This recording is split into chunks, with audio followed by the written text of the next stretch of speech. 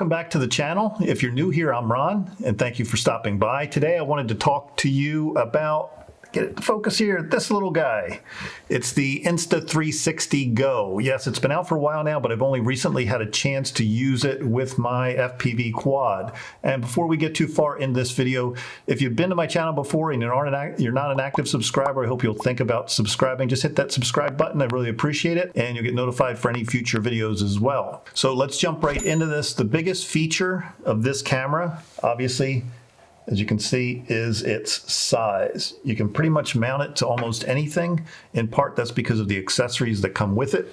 You actually get something like this little medallion here that you can click right to your neck or tuck it into your shirt like this, and it would mount to the outside, so the little pendant is kind of hidden if you want to do something like that, which leaves your hands free to do some kind of tutorial video if you wanted to do something like that. There's also an accessory like this, which I guess you can clip onto your pocket or also onto your shirt or something else.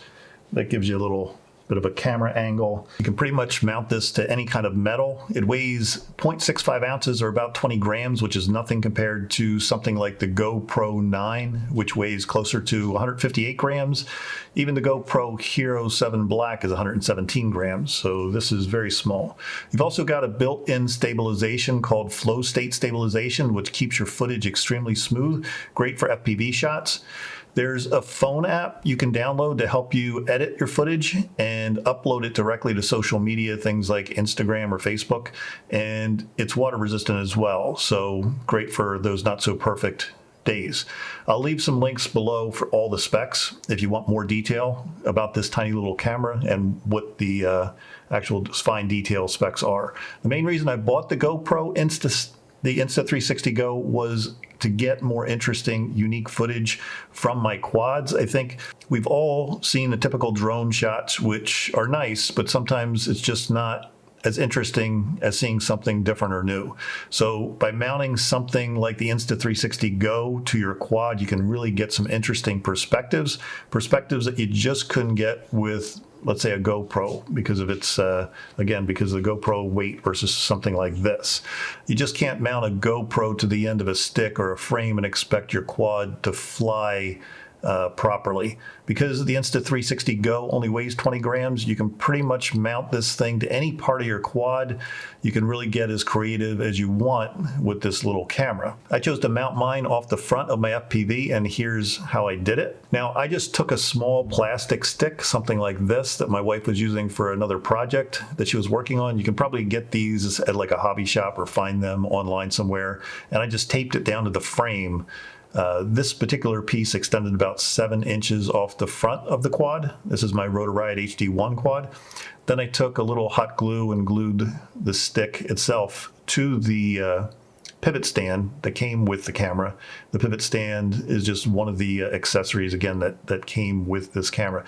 Just for a little extra security, I used some electrical tape as well, and this is what I ended up with. When you set this camera up on the phone app, you can designate how many clicks you want for each function. For example, you can set 1 click for photo, 2 clicks for hyperlapse, 3 clicks for slow motion, or whatever order that you want to set it, whatever your preference is. Because I don't use this type of camera too often, it can be a bit confusing trying to remember later how many clicks you wanted to perform each function. So I preferred to actually use the Bluetooth connection to start and stop my recordings and designate the recording method being used.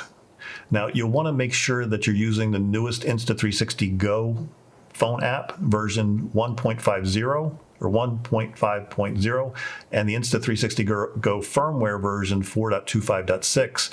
as of the time that I'm making this video. If you're using an older firmware version, you're not going to get the FPV feature or function, which allows you to record for 5 full minutes. They added that feature later after the initial release of this camera. The original firmware only allowed you to do standard video recording for 1-minute time frames.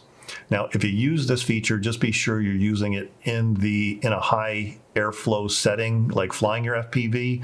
Otherwise, the manufacturer warns that you could damage the camera, and the camera itself can get a little hot. I didn't find it to get too hot, but it definitely gets a little warmer. You'll also need to turn off quick capture mode via the app settings. Otherwise, the app will deactivate the FPV mode automatically. And again, I'm going to leave a link below explaining that in a little more detail as well. And I also want to mention I'm going to leave a link below for you to check out if you want more detail on the Insta360 Go. I'm going to leave links for the manufacturer's playlist, their tutorial videos, if you want more information on any particular feature of this camera.